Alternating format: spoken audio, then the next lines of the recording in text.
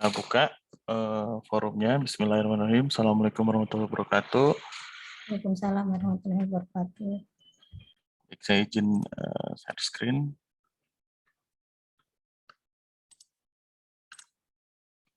Ini sudah muncul lah teman-teman, Ibu Bapak. Sudah, Pak. Baik, untuk pertemuan kali ini saya dan Bu Koi akan membahas tentang inovasi tujuan pendidikan di bidang komputer. Pendahuluan dulu, pertama-tama di sini kami menemukan inovasi secara etimologis itu berasal dari bahasa Latin, yakni innovation atau pembaruan atau perubahan. Kata kerja innovo berarti memperbarui atau mengubah. Artinya inovasi adalah sebuah perubahan baru yang bertujuan untuk memperbaiki yang sebelumnya. Artinya ada kebaruan atau ada perbedaan yang lebih baik tentunya dari yang sebelumnya. Kemudian untuk pelaksanaan inovasi itu sendiri dalam dunia pendidikan itu tidak bisa dipisahkan dari aktor atau inovator atau pelaksana daripada inovasi tersebut. Yang perlu diperhatikan di sini ada peran guru, yaitu sebagai ujung tombak dalam pelaksanaan pendidikan. Kemudian ada siswa di sini sebagai objek utama dalam pendidikan, terutama dalam proses belajar mengajar, dan ruang lingkup sosial masyarakat termasuk ruang lingkup sosial bermasyarakat. Nah, kemudian di sini ada dua faktor lain, yaitu fasilitas dan kurikulum. Fasilitas di sini yang termasuk sarana dan prasarana sebagai sarana dan prasarana pendidikan. Dan kurikulum sekolah meliputi program pengajaran dan perangkat-perangkatnya. Kemudian tujuan inovasi itu sendiri dalam dunia pendidikan adalah untuk meningkatkan efisiensi, relevansi, kualitas, dan efektivitas sarana, serta jumlah peserta didik sebanyak-banyaknya dengan hasil pendidikan yang sebesar-besarnya, namun dengan menggunakan sumber tenaga, uang, alat, dan waktu dalam jumlah yang sekecil-kecilnya. Nah, maka secara sistematis arah tujuan inovasi pendidikan Indonesia adalah itu ada mengejar, mengusahakan, dan mereformasi. Mengejar di sini untuk mengejar berbagai ketinggalan dari berbagai kemajuan ilmu, pengetahuan, dan teknologi. Sehingga pada akhirnya pendidikan di Indonesia semakin berjalan sejajar, berdampingan terus dengan berbagai kemajuan-kemajuan tersebut. Kemudian poin keduanya ada mengusahakan. Mengusahakan di sini untuk terus mengusahakan terselenggaranya pendidikan di setiap jenis, jalur, dan jenjang yang dapat melayani setiap warga negara secara merata dan adil. Kemudian poin ketiganya ada mereformasi. Mereformasi di sini adalah mereformasi sistem pendidikan Indonesia sehingga lebih efisien, efektif, dan saling menghargai kebudayaan nasional. Kemudian lebih lancar dan sempurnanya sistem informasi kebijakan. Kemudian ada pengkokohan identitas dan kesadaran nasional, menumbuhkan masyarakat yang gemar belajar, menarik minat peserta didik, dan banyak menghasilkan lulusan yang sangat diperlukan untuk di berbagai bidang pekerjaan yang ada di kehidupan masyarakat. Selanjutnya di sini ada ciri-ciri inovasi pendidikan. Di sini ada khas, kebaruan, terencana, dan goals. Kita akan bahas satu-satu. Khas ini dimulai dari khas itu maksudnya mempunyai ciri khas dari sebuah inovasi, ciri khas dalam setiap aspeknya. Entah itu program, ide, atau gagasan, atau mungkin tatanan, atau sistem, dan kemungkinan hasil baik yang sesuai harapan. Nah, kemudian ada ciri atau unsur kebaruan, artinya suatu inovasi harus mempunyai sebuah karakteristik sebagai suatu karya dan hasil dari buah pemikiran yang mempunyai keoriginalitasan dan tentunya kebaruan. Kemudian ada terencana.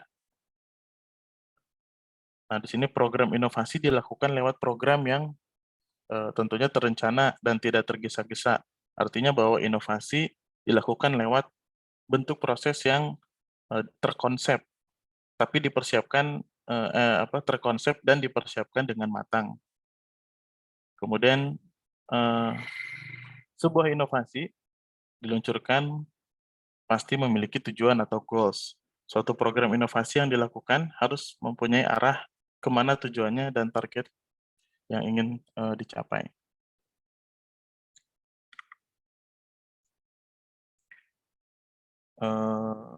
Tujuan pendidikan nasional. Halo, suara saya masih ada? Masih Pak, masih. Oh, masih. Ini jaringannya ini. Baik, kita lanjutkan tujuan pendidikan nasional. Di sini ada tujuan pendidikan nasional tahun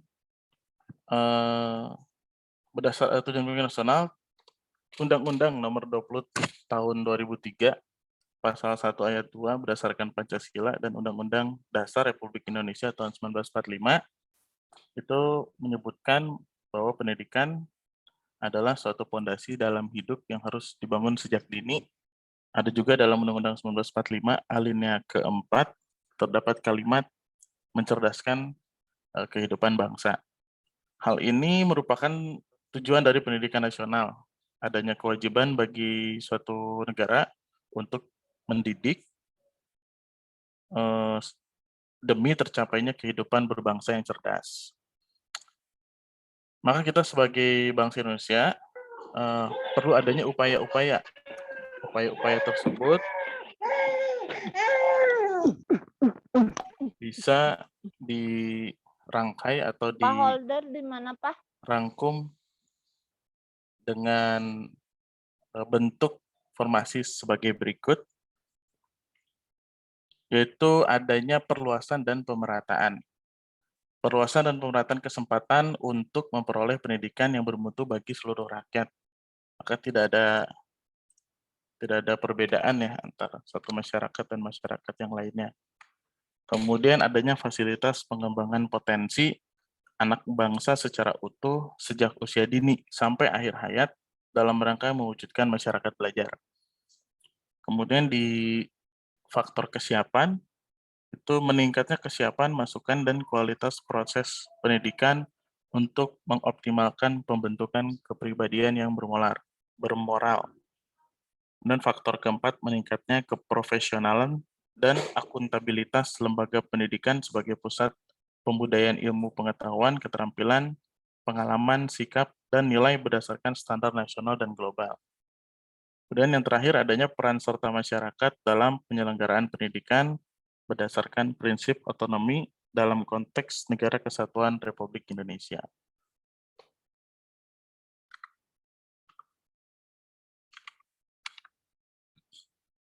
Kemudian di sini ada konsep Renstra Departemen Pendidikan. Itu di konsepnya setiap 5 tahun sekali. Ini dimulai, yang kita ambil itu dimulai dari periode 2005 dan 2009. Pada tahun 2005 dan 2009 ini merupakan kegiatan dari upaya untuk mewujudkan hasrat-hasrat mulia dari poin-poin yang tadi disebutkan, itu poin berdasarkan Undang-Undang Dasar. Rencana program serta sumber daya yang tersedia pada periode ini difokuskan pada satu, yaitu pemerataan dan perluasan akses pendidikan. Ini peningkatan mutu, relevansi, dan daya saing. Kemudian penguatan tata kelola, akuntabilitas, dan citra Republik seluruh jajaran pendidikan di pusat dan di daerah. Kemudian kita rangkum juga periode 2010-2015, itu diarahkan dalam rangka peningkatan kapasitas dan modernisasi sistem pendidikan. Di periode 2010-2015, adanya peningkatan untuk penguatan layanan pendidikan pada tingkat nasional. Kemudian 2015-2020 adalah penguatan daya saing pada tingkat regional, sedangkan 2020 dan 2025, yakni periode sekarang, adalah penguatan daya saing pada tingkat internasional. Di timeline-nya sebagai berikut. Kemudian di sini peran teknologi untuk inovasi pendidikan. Kurikulum berbasis teknologi informasi atau TIK adalah salah satu langkah strategis dalam menyongsong masa depan pendidikan Indonesia. Hal ini sesuai dengan kebijakan yang ada di dalam Rencana Strategis Departemen Pendidikan Nasional 2005-2009 hingga saat ini. Jadi bukan sekedar mengikuti tren global, melainkan merupakan suatu langkah yang strategis di dalam upaya meningkatkan mutu layanan pendidikan kepada masyarakat di Indonesia. Sehingga harapannya itu dapat memenuhi kebutuhan manusia di dalam zaman global yang sangat kompetitif ini. Kemudian kami juga menemukan kurikulum perlu terus dikembangkan hingga pada terwujudnya bangsa yang mandiri, dinamis, dan maju. Namun semua ini harus diikuti seiringan dengan kesiapan seluruh komponen sumber daya manusia, baik dengan cara berpikir, berorientasi, bersikap, sistem nilai yang mendukung pengembangan kurikulum berbasis teknologi informasi dan komunikasi untuk kebaikan atau kemaslahatan manusia. Baik, untuk selanjutnya akan dibahas fungsi dan peranan apa saja bagi institusi dalam inovasi pendidikan oleh Bu Koi. Mangga Bu Koi. Baik, terima kasih Pak Bayu. Selanjutnya saya akan melanjutkan presentasi dari Pak Bayu, yaitu komponen tujuan dari kurikulum selanjutnya, yaitu tujuan institusional. Tujuan institusional ini merupakan tujuan yang ingin dicapai oleh setiap sekolah atau lembaga pendidikan. Tujuan utama dari suatu lembaga adalah untuk mengubah tingkah laku peserta didik menjadi yang lebih baik melalui interaksi dengan lingkungan di sekitarnya. Next Pak, ya. Berikut ini adalah fungsi dan peranan institusi, yaitu ada 5 yang kita rangkum. Yang pertama fungsi sosialisasi, yang kedua yaitu fungsi pengendalian sosial, yang ketiga melestarikan budaya, selanjutnya itu pelatihan dan pengembangan, dan yang kelima perubahan sosial. Fungsi sosialisasi adalah keberadaan lembaga pendidikan itu berperan besar ya dalam proses sosialisasi peserta didik dengan lingkungan masyarakat. Fungsi sosialisasi ini juga dilaksanakan melalui berbagai program dan kurikulum pendidikan di sekolah, sehingga transmisi nilai-nilai budaya itu dapat selaras dengan pendidikan lainnya. Selanjutnya yaitu fungsi pengendalian sosial. Lembaga ini juga berperan dalam hal kontrol sosial dengan cara menanamkan nilai-nilai, norma, dan loyalitas tatanan tradisional kepada para peserta didik. Dengan adanya fungsi kontrol sosial ini, maka diharapkan para peserta didik itu memiliki karakter yang berkualitas, sehingga tatanan masyarakat yang harmonis dapat terwujud. Selanjutnya yaitu yang melestarikan budaya. Kelestarian budaya masyarakat Indonesia itu yang sangat beragam, tentunya harus dilestarikan ya. Dalam hal ini, lembaga pendidikan punya peranan penting dalam mengajarkan keanekaragaman budaya nasional tersebut kepada para peserta didik. Yang keempat yaitu pelatihan dan pengembangan. Fungsi dari pelatihan pengembangan ini yaitu lembaga juga memiliki fungsi dan peranan yang sangat penting dalam proses seleksi, pelatihan, dan pengembangan individu yang berkualitas bagi dunia kerja dan dunia bisnis. Seperti itu. Selanjutnya yaitu perubahan sosial dengan adanya lembaga pendidikan dan ke segala kegiatannya, maka hal tersebut akan mempengaruhi kehidupan sosial secara umum.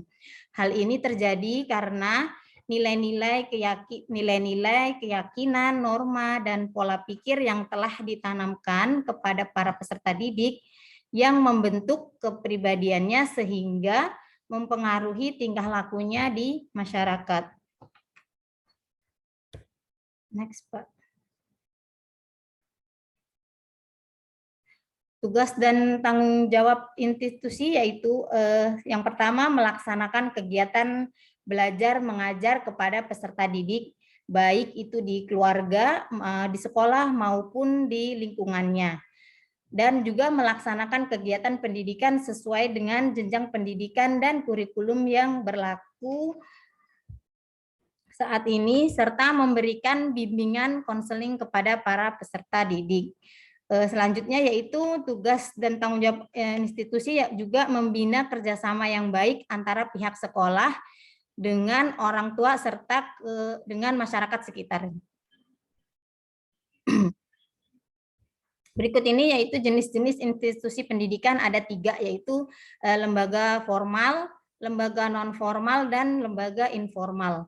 Lembaga formal ini pendidikan secara yang terstruktur berjenjang seperti sekolah SD, sekolah SMP, sekolah menengah atas itu yaitu SMA atau juga perguruan tinggi yang memberlakukan syarat-syarat khusus sesuai dengan ketetapan dari pemerintah. Selanjutnya yaitu sekolah non formal. Sekolah non formal ini yaitu pendidikan yang mengganti atau menambah dan melengkapi pendidikan formal seperti lembaga kursus, lembaga majelis taklim, belajar kelompok belajar, sanggar, tempat penitipan anak, dan lain-lain. Lembaga informal yaitu lembaga pendidikan yang ada di dalam keluarga. Proses pembentukan dalam mengembangkan karakter. Pendidikan seperti pendidikan budi pekerti, pendidikan agama, pendidikan etika, pendidikan moral, dan pendidikan sopan santun.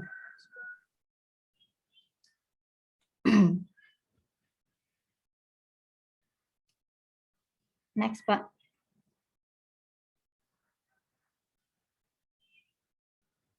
Pak Bayu, maaf, slide-nya boleh selanjutnya. Ya. Tadi udah yang ini, Pak. Next aja. Ya, tujuan yang selanjutnya yaitu tujuan kurikuler. Di tujuan kurikuler ini menurut Hasan di dalam jurnalnya yang berjudul kurikulum pengembangan kurikulum e-learning dapat diartikan yaitu tujuan kurikuler adalah tujuan yang harus dicapai oleh setiap bidang studi atau mata pelajaran. Tujuan kurikuler juga didefinisikan sebagai kualifikasi yang harus dimiliki anak didik setelah mereka menyelesaikan suatu bidang tertentu dalam suatu lembaga pendidikan. Sedangkan menurut Rusman 2009, kurikuler itu merupakan kegiatan pendidikan di dalam mata pelajaran dan pelayanan konseling untuk membantu mengembangkan peserta didik serta dengan kebutuhan, potensi, bakat, dan juga minat mereka melalui yang diselenggarakan oleh pendidik atau tenaga kependidikan yang berkemampuan dan berkewarganegaraan di sekolah.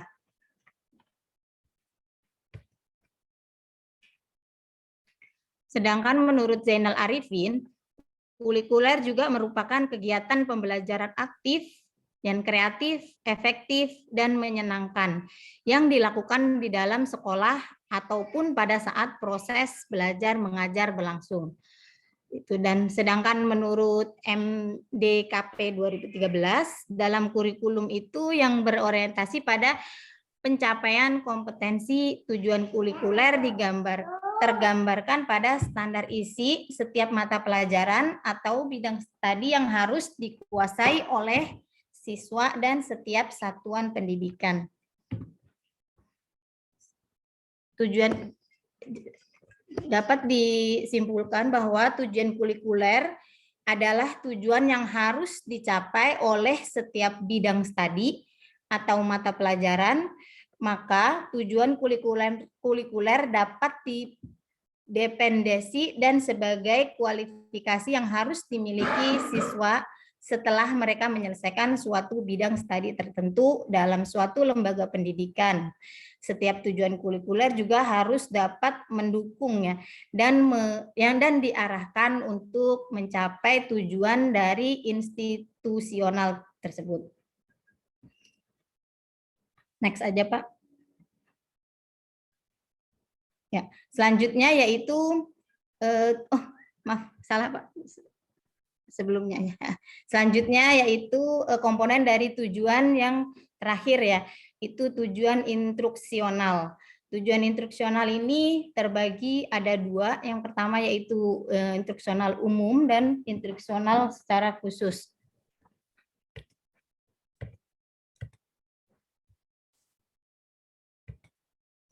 Tujuan instruksional umum itu tujuan instruksional ya, tujuan pembelajaran yang bersifat umum dan belum bisa menggambarkan tingkah laku yang lebih spesifik ya. Tujuan itu adalah tujuan yang masih menggambarkan tentang garis-garis besar program pengajaran di setiap bidang studi. Dan selanjutnya yaitu tujuan instruksional secara khusus. Tujuan instruksional khusus itu merupakan penjabaran dari tujuan instruksional umum dan juga tujuan ini dirumuskan oleh guru ya dengan maksud agar tujuan instruksional umum tersebut dapat lebih dipastikan dan mudah diukur tingkat ketercapaiannya. Seperti itu.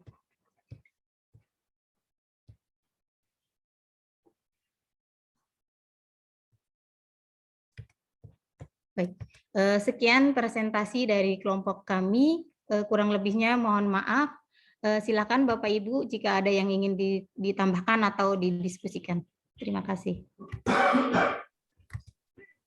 Coba Bu ditampilkan judulnya.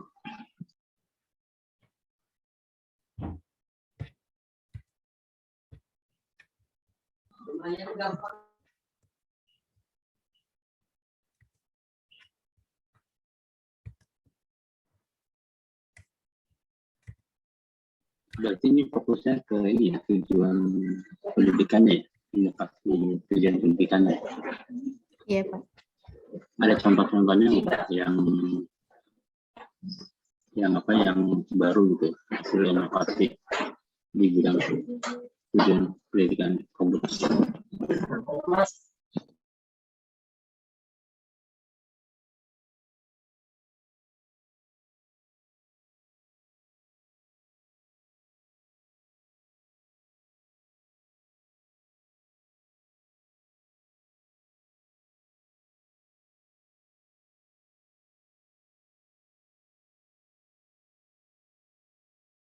Ya Pak, untuk contohnya belum ada sih Pak ini Pak.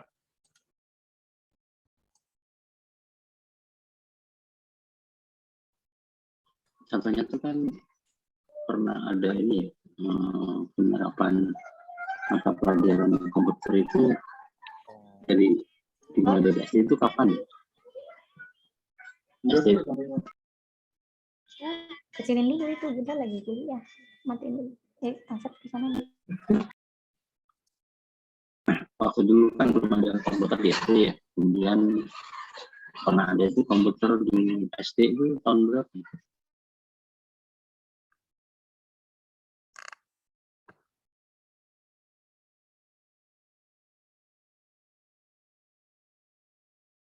Kalau tahun saya SD belum kebagian komputer Pak.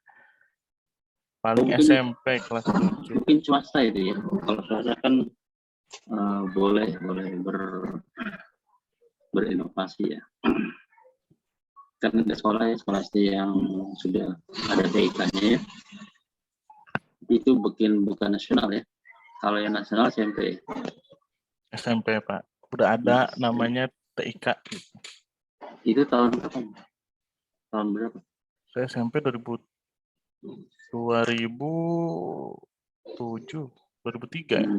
Nah, itu berarti artinya itu inovasi ya, inovasi pendidikan ya dalam bidang kurikulum ya.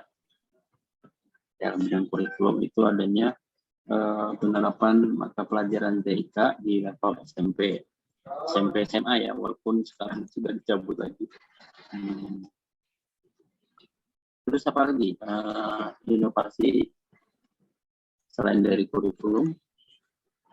Betul, Pak. Di sini ada kurikulum berbasis teknologi informasi dan komunikasi itu ternyata memang dimulai dari periode 2005-2009 sampai saat ini terus dikembangkan sampai tahun 2025. Sekarang, Yang tapi kan dihapus itu. yang berbeda itu hanya tujuan konsep Renstra.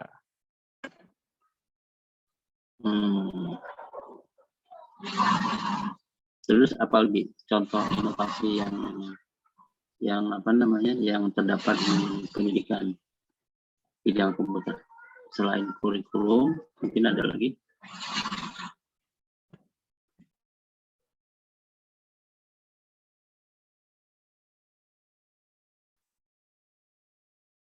Mungkin kalau untuk tambahan, Pak, Tambahan. Selain kurikulum itu ada juga inovasi pengembangan di bidang, karena mungkin tahun-tahun ini kita dipaksa untuk melaksanakan semuanya serba dalam jaringan ya Pak. Jadi seperti contohnya lab itu sudah dalam bentuk virtual semua Pak gitu. Jadi mungkin di sini akan ada tambahan di periode sekarang ini untuk memvirtualisasikan gitu. Selain hanya kurikulumnya ternyata sistem belajar mengajarnya pun dilakukan inovasi begitu Pak. Tahun berapa itu? Itu pasti masuknya ke periode 2020 dan 2005. Mungkin di tengah-tengah ini ada sisipan gitu Pak. Nah tadi inovasi pendidikan itu ada kategorinya, misalkan jenis-jenisnya itu. Jenis ini ya Pak. Tertampil Pak slide-nya Pak. Ini institusinya ya. Institusi, betul. Kalau ini berarti kategori institusi. Terus ada lagi tujuan, jenis-jenis lain, fungsi. Ya, yang kita masukin. Belum dimasukin ya? Nggak ada yang untuk tujuan itu. Ya. Jenis-jenisnya baru yang kita rangkum itu yang hanya dari itu aja Pak, yang tadi yang kegiatan. Berarti non formal, informal, ya. Lembaga formal, non formal sama informal. Non formal sama informal bedanya? Informal di dalam keluarga. Kalau non formal itu kan masih kayak lembaga gitu ya Pak, lembaga khusus ya. Kalau informal itu pendidikan di dalam keluarga. Jadi semacam kan selama ini kita mengistilahkan ya, informal, formal, informal ya kan, atau formal non formal ya. Jadi selalu persepsi orang itu non formal sama informal itu sama ya. Ternyata di sini dibedakan. Kalau informal itu lebih ke pembentukan karakter ya, pengembangan karakter ya. Kalau non formal ini bisa pengetahuan atau keterampilan tapi lembaga gitu ya. Iya. Ya. Nah, kalau di 3 kategori ini ada inovasinya nggak masing-masing? Kalau yang formal jelas ya, pasti ada. Benar.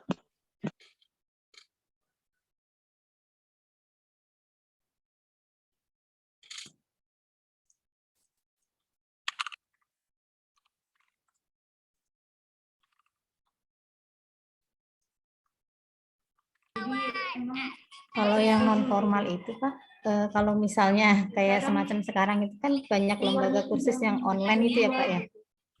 Itu termasuk inovasi bukan? Yang Mas.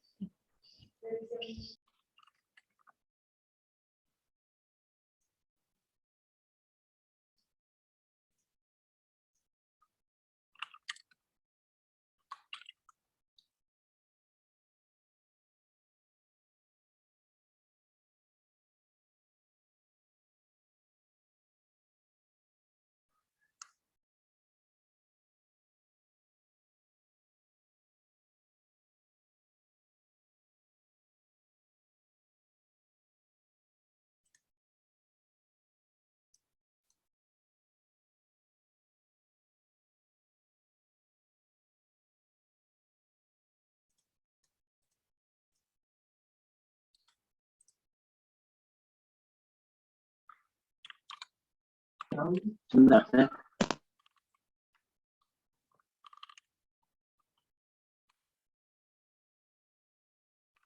ya, sebentar tadi saya ngomong jadi ini. Jadi betul ya, lembaga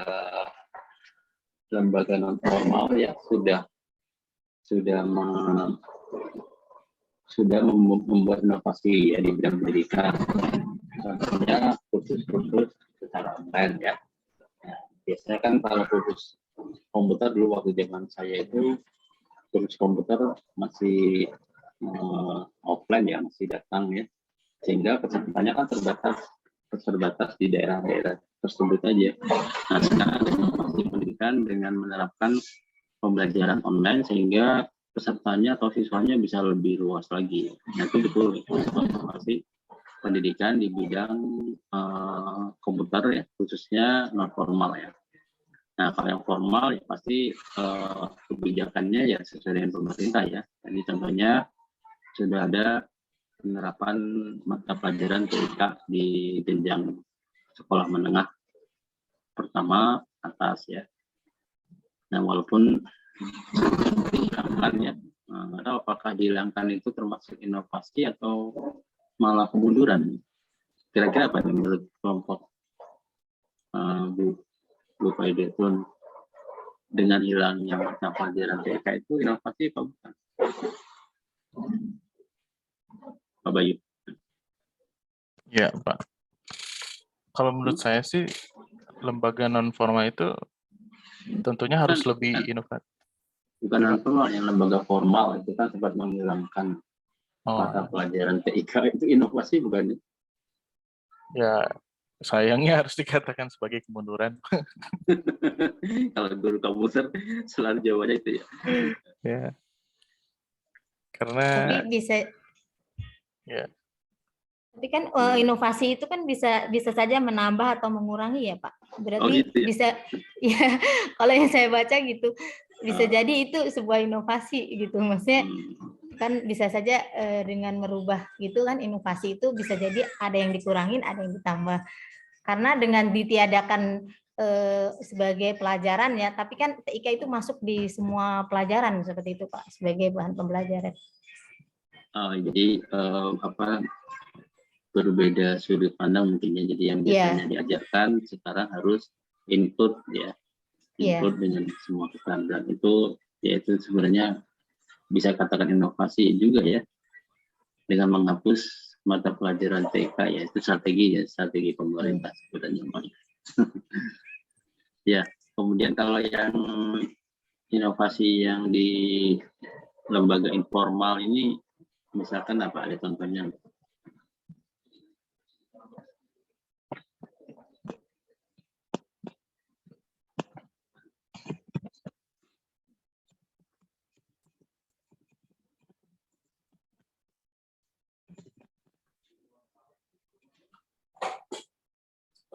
Ini sih kalau yang saya dapat baca, Pak, sama pengembangannya di bidang TIK, hanya sumbernya lebih banyak dan tidak terfilter seperti yang dari pemerintah gitu, Pak.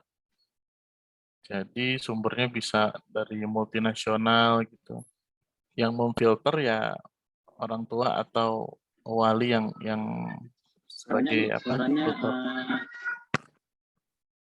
Putus-putus ya Pak? suaranya putus-putus atau bisa aja? Enggak, yang lain Pak. Suara baik putus-putus. Sama Pak, putus-putus. Waduh. Sama. Atau Suara Bapak juga putus-putus tapi di saya. Benar nggak sih? Apa jaringan? Jaringan saya ini. Ya betul Pak, yang Bapak juga putus-putus Pak. Pak Bayu putus-putus, yang Bapak putus-putus. Oh, berarti apa nih ya? Tapi Pak Asdon lancar di saya. Aneh ya? Ah, Pak Asdon ini lancar. sekarang masih putus-putus. Masih Pak, masih putus-putus Bapak. Ibu juga putus-putus. Kalau Pak Asep ini kok enggak ya tadi? Iya Pak Asdon Bandung, asal lancar. Bandung dia pakai. Coba yang Bandung lagi ada nggak? Saya mau di Cirebon Pak. Oh, Cirebon. Yang Bandung? Hadir Pak. Nah, itu bagus tuh, Pak Anjar. Ya, tadi apa coba ulang lagi? Tadi nggak kedengaran. Ya, untuk lembaga informal ini yang saya dapat gitu Pak ya, sama pengembangannya di dunia, di kurikulum, bukan kurikulum ya, pembelajaran TIK gitu Pak. Tapi untuk wawasan seperti source-nya itu tak terhingga gitu kan, kalau misalnya lembaga formal dibatasi sesuai dengan pemerintah. Kalau informal sih tidak terbatas gitu, ya bisa multi internasional dan lain sebagainya. Yang membatasi ya orang tuanya atau yang tutor di dalam keluarga, pendidikan dalam keluarga itu Pak. Nah, kalau inovasi pendidikan itu cangkupannya apa saja sih? Termasuk metode pembelajarannya atau ada batasannya, ada cakupannya? Atau hanya kurikulum saja? Ada tatarannya sampai kurikulum, kemudian levelnya nggak sampai ke bawah gitu. Ada inovasi media, ada ya? Pembahasan yang lain ya, inovasi media, inovasi strategi ada ya? Kelompok yang lain ya? Suara saya kedengaran? Kedengaran Pak, cuman Ada Pak. putus. Ada putus Pak. Masih putus-putus. Kelompok lain.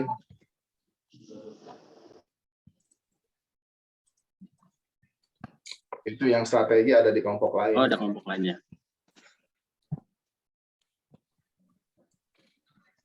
Betul Pak, di Sudah kelompok kami. lain.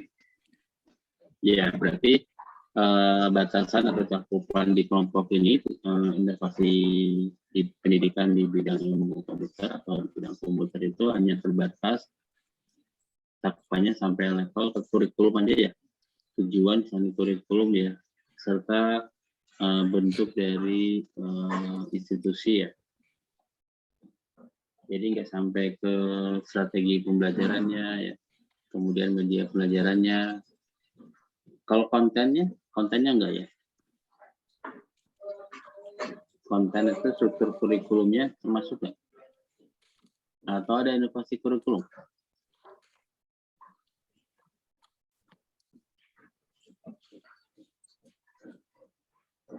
Kontennya tidak ada sebetulnya Pak. Belum dimasukkan kalau ada. Kayaknya kemarin udah ada minggu di awal pertemuan tuh Pak siapa Pak Suratno itu. Oh iya, sudah ya di awal itu ya. Ya, ini berarti cakupannya tatarannya level ke tujuan ya. Kalau tujuan itu memang implementasi inovasinya tidak terlalu sering ya. Karena biasanya jaraknya kan ini kan berdasarkan Renstra ya, 5 tahun ya, per 5 tahun, sehingga mungkin inovasinya tidak terlalu banyak ya. Nah, beda kalau sudah level tatarannya ke bawah, ke strategi, metode pembelajaran ya, itu inovasinya bisa banyak karena tidak terpaku dengan Renstra ya, yang diatur 5 tahun sekali ya. Nah, jadi kalau ini yang dibahas sekarang ini per 5 tahun, sehingga inovasinya ya dikembangkannya 5 tahun ya, 5 tahun sekali ya. Nah tadi terakhir tahun 2025 itu apa tadi, kalau lebih jelasnya coba ditampilkan lagi, inovasi apa yang dicanangkan pemerintah di tahun 2025, 2000 sampai 2020 sampai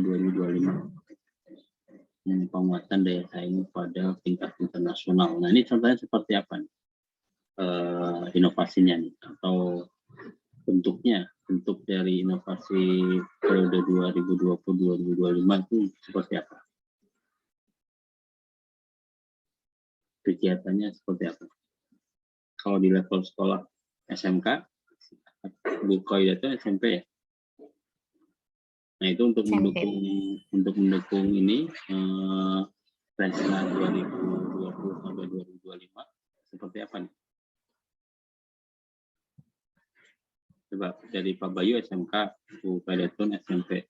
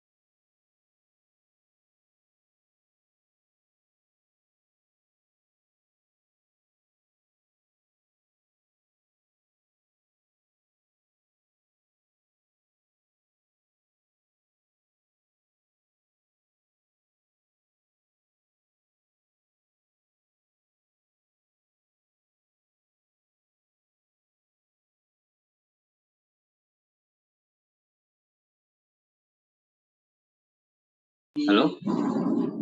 Kedengaran? Oke. Terdengar, Pak. Terdengar, Pak. Pak Bayu, contohnya apa nih? Inovasi di periode 20 sampai 2025. Tingkat SMK ya, Pak. Ini Untuk mendukung ini penguatan daya saing pada tingkat internasional, mungkin sudah di sekolah Bapak mungkin sudah ada penerapannya kan? jadi ya, Pak, saya belum pernah mengajar, Pak. Hah? Pak Bayu, oh Pak Bayu bukan guru? Bukan, Pak. Oh, bukan guru. Saya dari Tapi apa? murni. Dari teknik informatika dulu. Oh, maksudnya bukan bekerja di bidang pendidikan ya? Oh, bukan, Pak. Oh, atau pernah ini nggak memantau atau mengamati nggak ada kegiatan yang tujuannya itu untuk meningkatkan daya saing ya, di tingkat SMK itu apa yang dilakukan? Ada sih, Pak, di zaman SMA ya. Dulu itu saya sempat ke bagian sekolah SBI. Sekolah berstandar nasional ya. Tapi bukan di tahun 2020 sih, Pak. Itu di tahun saya SMA dulu, 2014. Bentuknya apa? Bentuknya semua yang berkaitan dengan teknologi itu semuanya berbahasa Inggris, jadi tidak ditranslasikan gitu, Pak. Berarti dari sisi pengantarnya ya, bahasa pengantarnya ya? Iya. Salah satu contoh. Tapi itu kan nggak semua sekolahan ya? Kayaknya sekolahan tertentu ya? Iya, sekolah tertentu. Kebetulan yang saya kebagian itu. Ya, berarti itu memang betul salah satu bentuk dari persiapan siswa untuk bersaing dengan dunia internasional ya, dengan menggunakan pengantar bahasa Inggris ya. Apa namanya? Kalau yang sekarang coba berarti bukan Pak Bayu ya, teman-temannya nih yang jadi guru nih, silakan bisa memberikan komentar.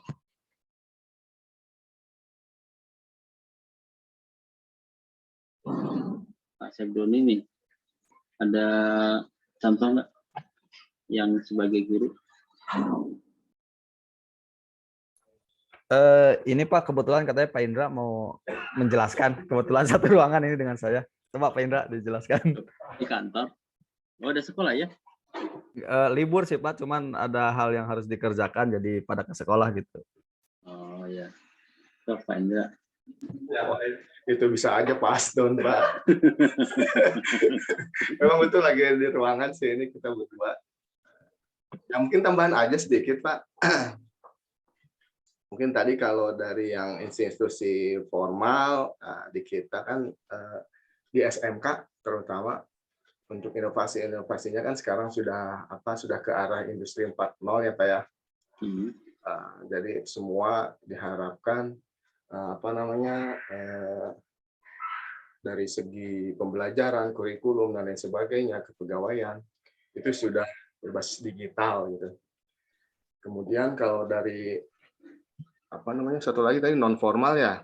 Sekarang kan mungkin sudah untuk meningkatkan daya saing seperti itu sudah banyak kursus-kursus online tadi seperti yang Bu Koi sampaikan gitu ya. Seperti ruang guru, banyaklah bahkan di Dinas Pendidikan pun sudah ada di Kemendikbud pun sudah meluncurkan itu ruang belajar seperti itu. Berbasis online gitu. Nah, kenapa? Yang untuk mendukung daya saing internasional. Iya, itu kan arahnya tentu ke arah sana, Pak. Tentu kan ke arahnya untuk meningkatkan daya saing baik dari nasional maupun internasional gitu. Kalau yang terakhir mungkin yang non formal yang informal ya, yang berbasis keluarga tuh. Sekarang kalau saya perhatikan itu sudah banyak sekali muncul pendidikan berbasis homeschooling seperti itu, Pak. Berbasis keluarga. Dan itu kurikulumnya itu tergantung daripada minat si siswanya dan juga yang melaksanakan kegiatan homeschooling tersebut. Kayak misalnya kalau sekarang nih yang banyak dibutuhkan misalnya di bidang desain UI gitu. Jadi fokus ke arah sana. Kurikulumnya pun fokus ke arah membahas seputar UI dan lain sebagainya. Terus kalau misalnya sekarang nih yang banyak diminati di pekerjaan yang banyak lowongannya gitu, itu misalnya di jaringan komputer misalnya. Nah itu juga udah ada homeschoolingnya gitu, membahas khusus misalnya Cisco. Jadi itu datang ya, kalau homeschooling prakteknya berarti gurunya datang bawa alat. Nah, homeschoolingnya ya seperti itu betul Pak. Jadi kalau saya perhatikan sih homeschoolingnya malah seperti kursus juga, tapi sebutannya homeschooling. Jadi ada guru menyediakan suatu ruangan. Ya, kalau secara selintas sih seperti kursus mungkin ya. Kalau homeschooling kan guru yang datang ke rumah siswa gitu ya, mungkin ya.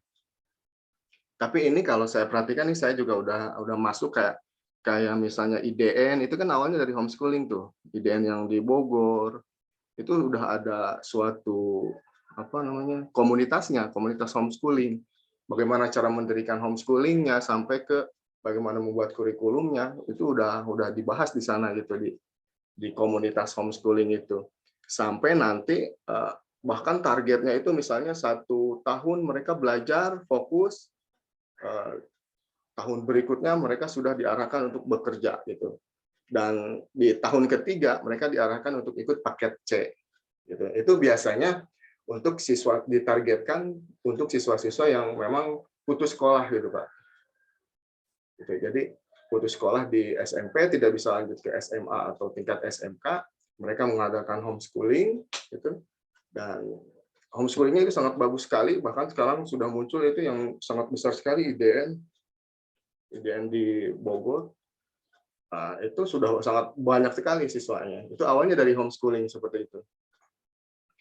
Mungkin itu tambahan sedikit Pak. Jadi kalau yang di formal tadi di kita sekarang sudah ada inovasi yang digalakan oleh pemerintah terutama untuk industri 4.0 gitu untuk menghadapi ke arah sana gitu. Mungkin itu Pak yang bisa saya tambahkan. Terima kasih.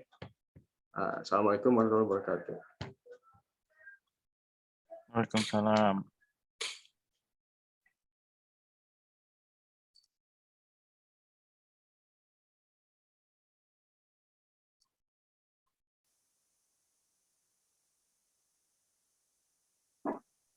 Oh ya, jadi homeschooling itu dulunya memang ke rumah ya. Sekarang mungkin homeschooling itu tidak di sekolah tapi juga tidak di rumah ya. Biasanya tergantung dari komunitasnya ya. Misalkan bisa juga belajar di luar ya, misalkan di taman ya, di tempat yang alam terbuka gitu ya. Betul Pak, karena memang sudah banyak gitu siswanya gitu. Jadi ditampung lah di mana gitu. Terus apa namanya, tidak hanya pelajaran yang bersifat teori ya, bahkan yang praktek itu juga ya. Iya, malah sekarang yang praktek Pak, yang langsung ke apa namanya, ke keterampilan siswanya. Berarti itu mahal harganya ya, biayanya ya. Lumayan, ya. Jadi karena ya dibandingkan yang reguler kan. Iya, betul Pak. Di Bandung sudah ada. Sebentar, saya harus lihat komunitasnya untuk yang di Bandung ada apa enggaknya. Udah tersebar sih di Bekasi juga kalau nggak salah ada buka gitu. Siapa gitu guru penggagasnya. Itu biasanya memang ditujukan untuk siswa yang punya keterbatasan waktu ya, misalkan artis ya, atau orang yang pengen anaknya itu terawasi, bahkan juga yang autis. Kalau komunitas ini itu awalnya itu malah untuk yang tidak mampu Pak, tapi ternyata setelah besar seperti itu malah anak-anak yang justru anak-anak orang berada yang memang pengen fokus ke arah sana gitu, misalnya ke network engineer atau ke software development. Jadi malah anak-anak orang berada akhirnya gitu sampai setelah besar tumbuh tuh gitu.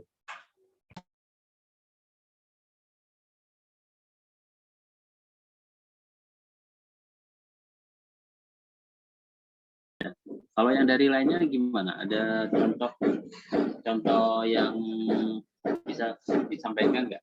Yang sebagai guru nih? Mas.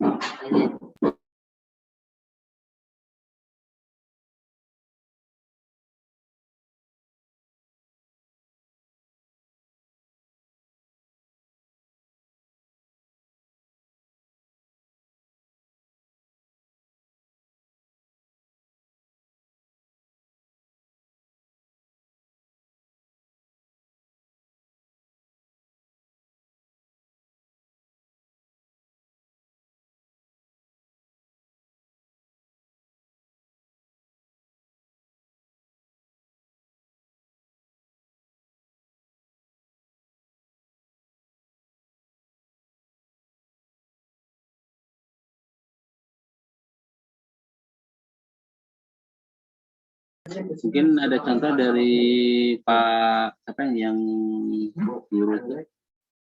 Pak Safri mungkin ada masukan atau pengalaman? Belum Pak.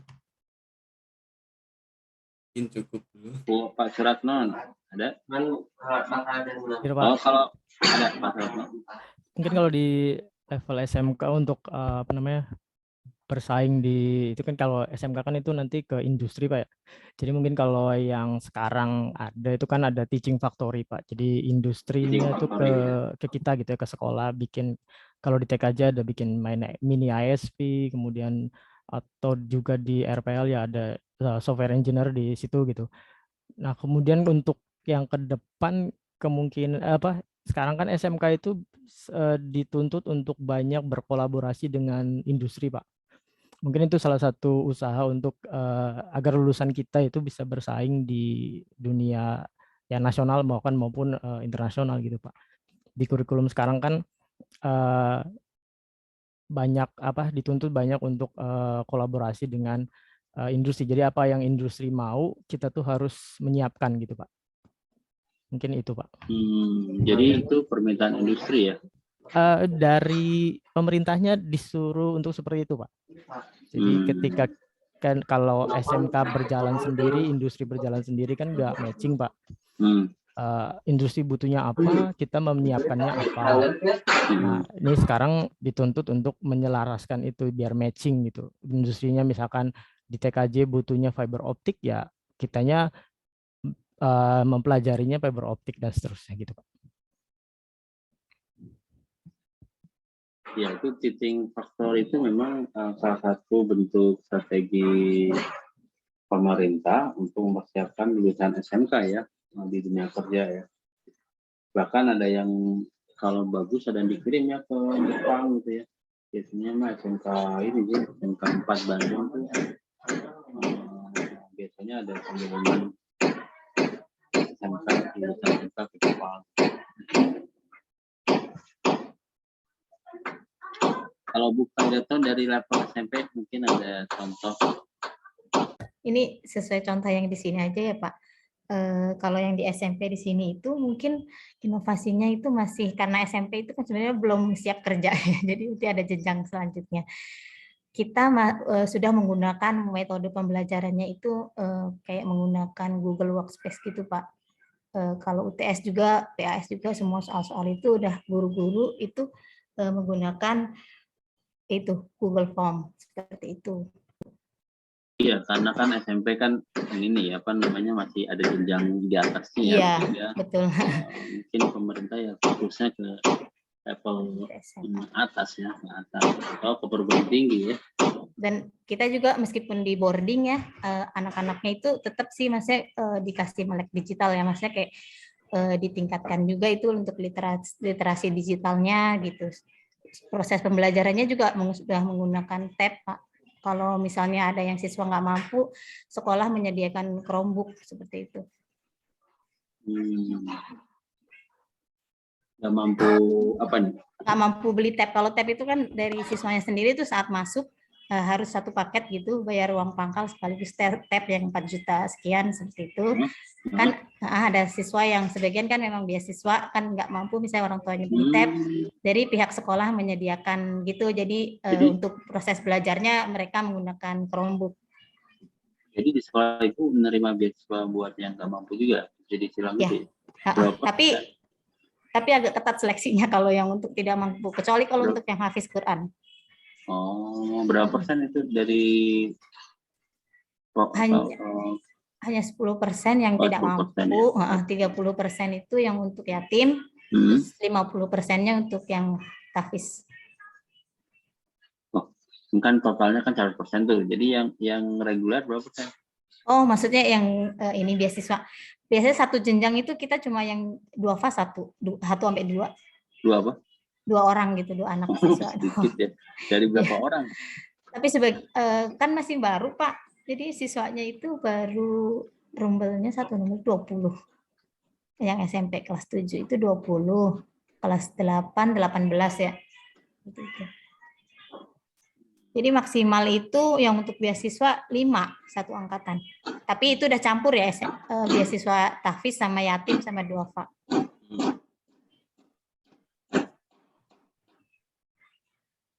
Iya ya, kalau SMP mah pasti walaupun ada juga sih paling pengantar aja ya. Biasanya pakai pengantar bahasa Inggris kan ada ya. Cuma itu kayaknya sekolah yang ya sekolah internasional kalau SMP pakai bahasa Inggris. Karena memang diharapkan untuk ke jenjang berikutnya kan, bukan untuk bersaing langsung ke apa namanya internasional ya.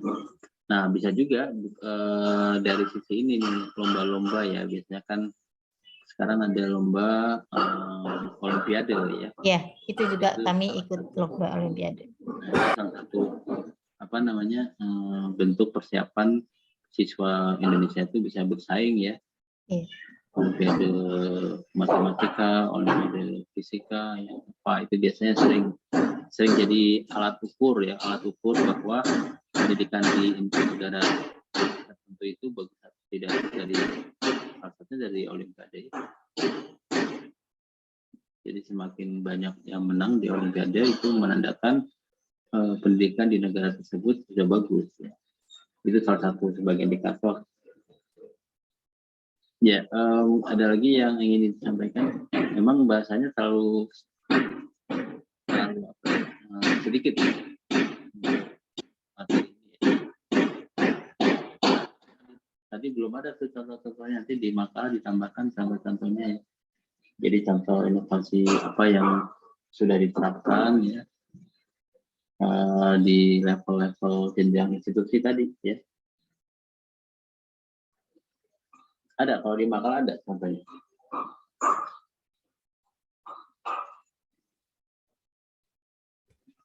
Belum ada, Pak. Oh iya, nanti makalahnya bisa direvisi lagi ya. Di draft yang dibuat sebelumnya ditambah atau diganti yang baru. Baik, Pak. Iya, mungkin ada yang ingin disampaikan lagi.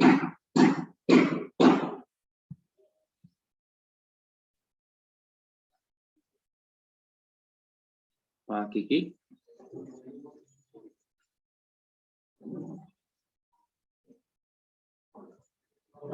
Pak Maya.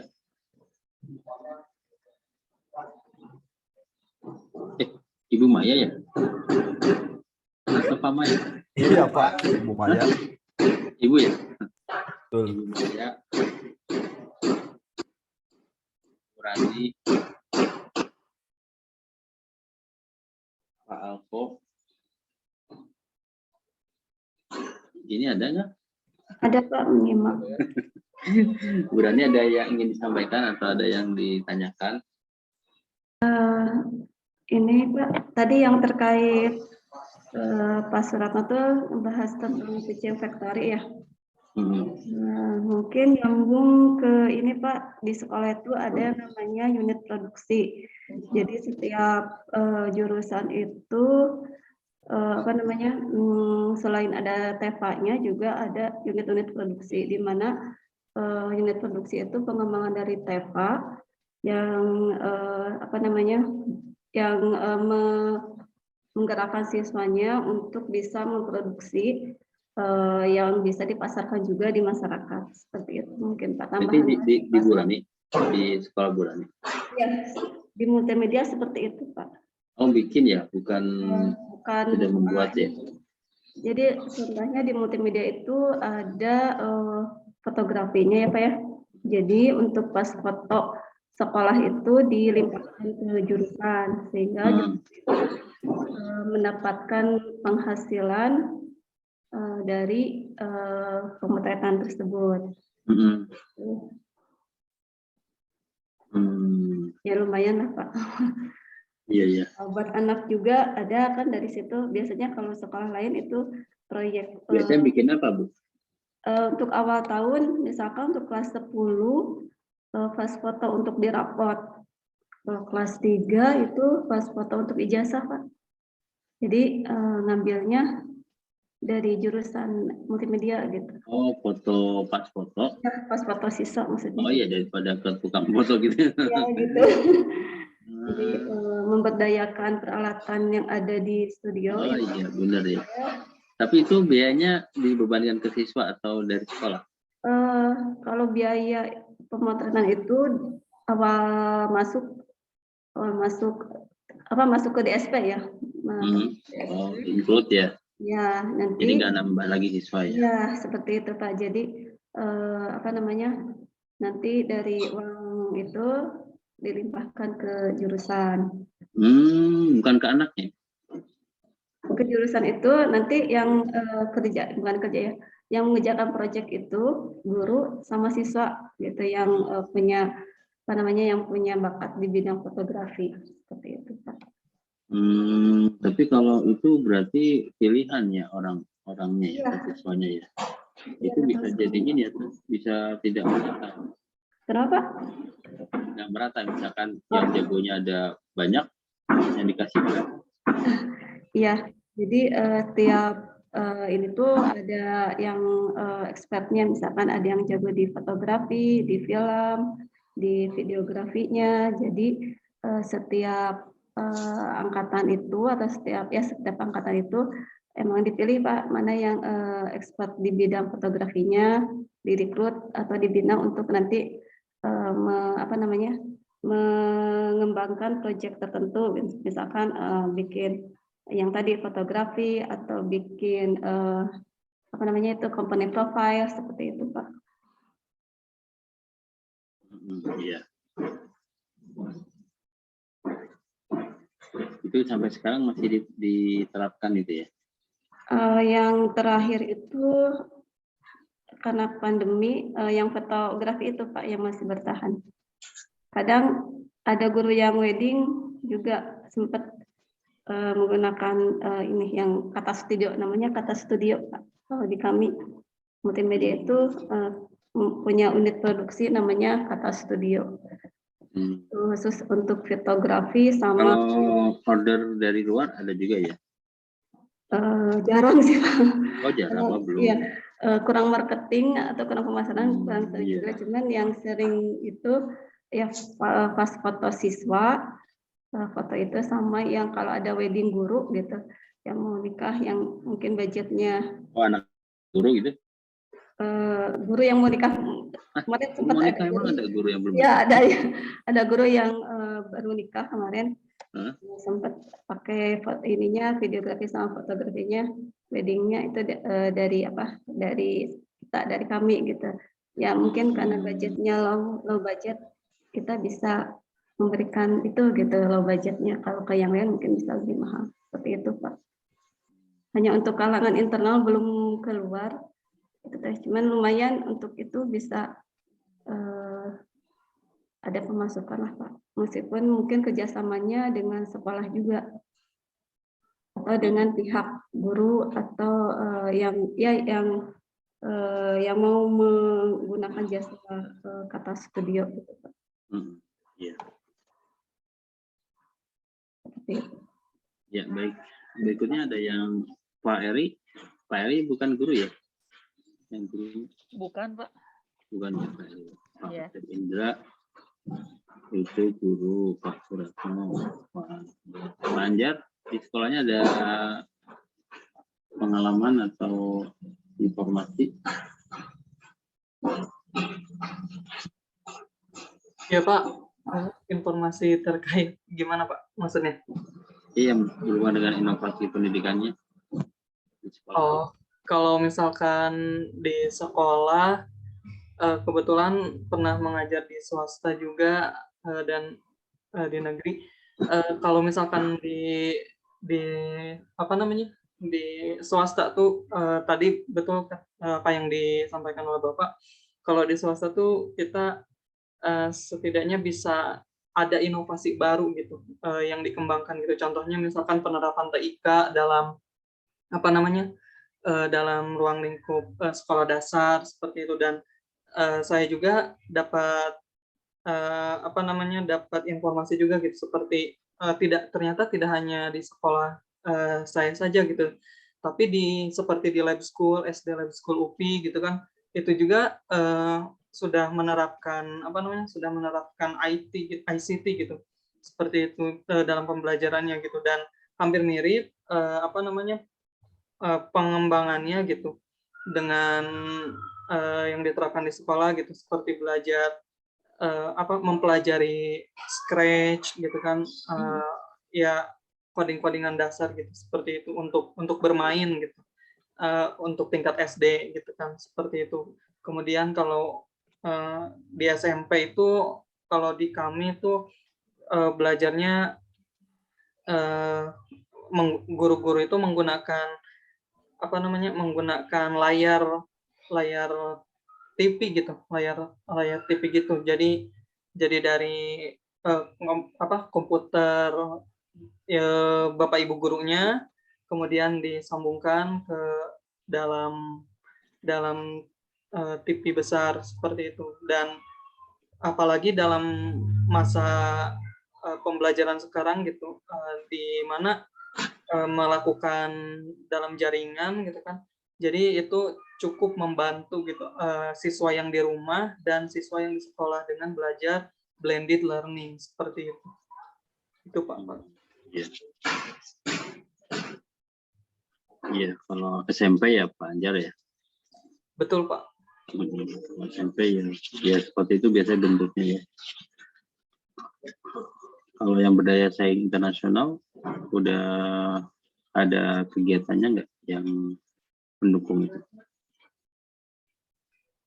Untuk hal tersebut belum, Pak. Belum ya? Masih di internal aja. Di nasional ya. Memang kalau kita ingin bersaing internasional ya sekolahnya juga harus modal ya. Modal dari SDM-nya, modal dari infrastrukturnya ya. Nah ini yang membuat sekolah itu masih belum banyak ya, mungkin kesiapan dananya. Biasanya sekolah-sekolah yang favorit atau negeri yang sudah bagus ya, yang sudah mempersiapkan level internasional ya. Misalkan kalau ingin menggunakan alat yang sedang ngetrend sekarang kan berarti harus punya dulu ya. Nah itu kan modal juga ya. Kalau nggak kuat dananya repot ya untuk bisa bersaing.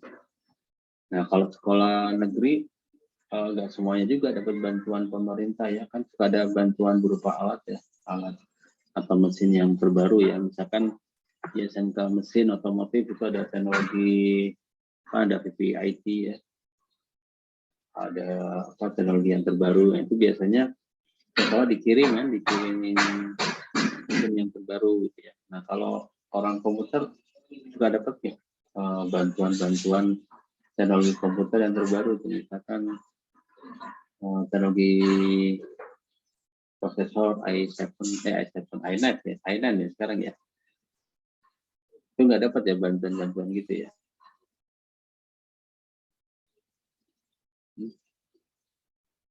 Pak Asep Indra, siswanya nggak dapat bantuan ya? Ada dapat, kebetulan untuk TKJ kita dapatnya ke alat. Prakteknya pakai fiber optik, splicer, dan lain sebagainya. Terus kalau yang RPL itu kita dapatnya RPS berikut alatnya. Ya, tapi masih dalam proses untuk yang RPL. RPS itu Pak, ruang praktek siswa berikut alatnya. Nah di dalamnya itu teknologinya ya diharapkan yang terbaru yang datang gitu. Oh belum tapi? Ya sedang proses proposal sih sudah masuk. Sudah ada apa namanya? Apa yang diusulkan? Ruang praktek siswa berikut peralatan di dalamnya Pak. Ya apa yang diminta? Oh apa PC all in one yang terbaru. Terbaru itu i9 ya atau ya, masih i7? Oh, yang kita minta masih i7, Pak. Oh, i7 generasi 11 ya. Terus kemudian ya apa namanya kayak RFID dan lain sebagainya untuk praktek-praktek siswa lah kayak gitu. Ya itu ya, kalau nggak sekolah negeri kan modal sendiri ya. Sekolah swasta itu harus kuat ya biasanya ya. Bu Kodatin juga ada yang terbaru Pak, teknologinya yang digunakan di sekolahnya. Ya, maaf Pak, terputus-putus. Soalnya Bu Kodatin sudah menggunakan teknologi terbaru. Oh, kita sih masih yang Core i5 Pak, tapi itu juga karena emang kemarin dapat dana BOS, jadi kita alihkan untuk itu, infrastruktur sekolah seperti itu. Oh, kalau dana BOS mah dapat ya? Iya, dapat. Baru semuanya. Tapi baru tahap kedua sebelum swasta sama swasta dapat juga ya BOS itu ya? Dapat Pak. Satu siswa berapa sih? Satu siswa SMP itu 1 juta berapa ya, saya lupa. Satu tahunnya ya. Sama SMA nggak beda jauh. Ya. Jadi pemerintah tiap tahun mengeluarkan bantuan apa namanya operasional siswa berapa triliun untuk sekolah-sekolah ya, dan itu ternyata tidak dipakai di itu mau dioperasionalkan boleh ya, bukan buat siswa itu ya, buat operasional ya. Iya, buat operasional berarti sekolah. bisa digunakan untuk infrastruktur ya. Iya, bisa infrastruktur, bisa honor guru, bisa ATK seperti itu. Siapa? Guru apa? Bisa honor ya, honor guru. Honor bisa ya? Bisa, tapi ada persentasenya, nggak boleh lebih dari 50%. Berarti guru-guru honorer itu ya yang perlu dibayar ya? Iya. Dari situ, dari BOS. Ya, baik. Ada lagi yang ingin disampaikan? Cukup ya? Mungkin saya Pak sedikit sih ingin menambahkan. Silakan Pak Sofi. Ya, kalau sekolah yang bisa berdaya saing gitu ya di jenjang nasional maupun internasional, khususnya di SMK, itu biasanya tiap tahun itu ada namanya LKS, Lomba Kompetisi Siswa. Jadi LKS ini dari jenjang kota, kota kabupaten sampai ke world skill ke dunia gitu. Jadi anak-anak ini dilombakan kompetensinya gitu, keahliannya semua bidang, mekatronik misalnya, atau sekarang ada lagi bidang baru itu Internet of Things. Itu anak-anak memang digembleng gitu ya, dituntut dilombakan kompetensinya, di mana anak-anak ini tidak harus satu prodi gitu. Artinya untuk satu mata bidang ini bisa kolaborasi gitu ya. Kalau misalnya kayak di IoT itu bukan hanya TKJ saja, bukan hanya RPL saja, atau bukan elektronika saja, tapi itu bisa dikolaborasikan jadi satu tim, karena IoT itu tim gitu bentuknya, sehingga tim ini bisa mewakili gitu, mungkin mewakili kota atau mewakili sekolahnya atau mewakili provinsi gitu kalau di jenjang nasional gitu ya. Dan perlombaan ini atau lomba kompetisi ini sampai ke dunia gitu, ASEAN sampai ke dunia, ASEAN World Skill sampai World Skill-nya. Jadi kalau di SMK seperti itu ada ininya, ada kompetisinya gitu. Dan biasanya tiap tahun selalu ada ininya, ada eventnya gitu, tiap tahun seperti itu. Dan makin ke sini justru bidang-bidang itu atau mata lombanya justru lebih banyak lagi. Ada VR sekarang, justru ada lagi, baru lagi ada AR dan lain sebagainya. Jadi memang mata lomba ini juga untuk memenuhi gitu ya, barangkali bisa memenuhi kebutuhan pasar, kebutuhan industri, sehingga kompetisi siswa itu setelah lulus nanti sudah dibutuhkan gitu, sudah dibutuhkan oleh industri. Jadi siswa itu tidak lagi mencari kerja, mencari tempat untuk bekerja gitu, tetapi perusahaan-perusahaan justru malah mencari siswanya gitu setelah lulus nanti. Mungkin itu sih sedikit tambahannya, kalau menyoroti bersaing gitu ya, bersaing di taraf nasional maupun internasional gitu. Ya Pak.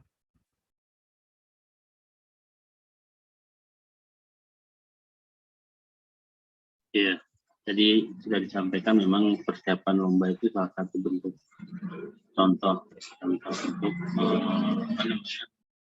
mempersiapkan persaingan internasional. Di sekolah mana Pak Taufik? Di SMK 1 Cirebon Pak, bareng dengan Pak Suratno. Oh iya ya, Pak Suratno sama Pak Taufik satu sekolahan ya? Satu sekolah, iya. Di negeri ya? Gimana Pak? Negeri ya, sekolah negeri. Iya, negeri Pak. Ya negeri memang ya itu tadi didukung dananya sama pemerintah. Ya bersyukur kalau dapat sekolah negeri ya, karena sebagian dananya itu dapat bantuan dari pemerintah, walaupun tidak semua sekolah negeri ya, biasanya negeri-negeri yang sudah bagus ya, yang dipandang apa namanya memiliki kualitas siswa bagus ya. Baik, ada lagi yang ingin disampaikan? Sebenarnya sudah cukup ya. Nah, apa namanya? Coba disimpulkan lagi Pak Bayu. Ya, halo Pak. Untuk kesimpulannya,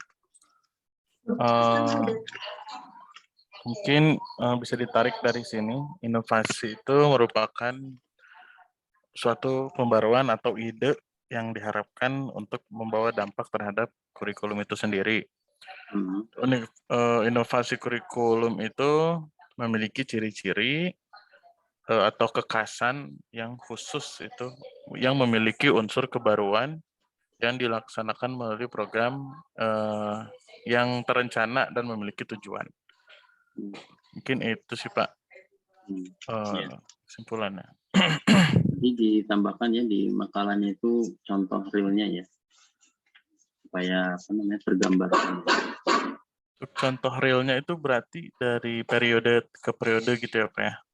Bisa dari situ, bisa juga dari jenjang institusi ya, bisa dari rentra ya. Baik Pak, siap. Tambahkan nanti diganti aja di filenya ditambahkan revisinya ya. Baik Bapak Ibu, terima kasih atas kehadirannya. Mudah-mudahan materi hari ini bisa menambah wawasan kita tentang inovasi pendidikan. Dan minggu depan disiapkan ya untuk kelompok berikutnya. Waktunya saya pikir jam 7, jam 9 ya, sepakatan kemarin ya.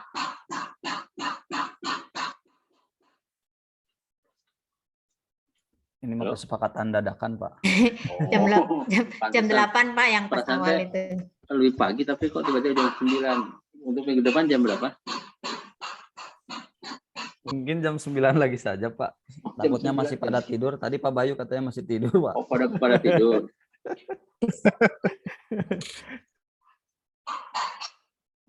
Kalau jam 9 mah nggak tahu siang itu. Enggak. Jam 8 aja ya kita ambil tengah ya. Siap Pak, jam 8. Siang ya. Kalau jam 7 atau pagi ya, karena libur ya. Untuk sebagian mungkin libur.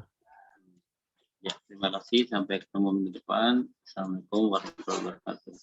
Waalaikumsalam warahmatullahi wabarakatuh. Jangan lupa ya di grup Pak Sendoni. Siap Pak. Terima kasih Pak. Ya, enggak.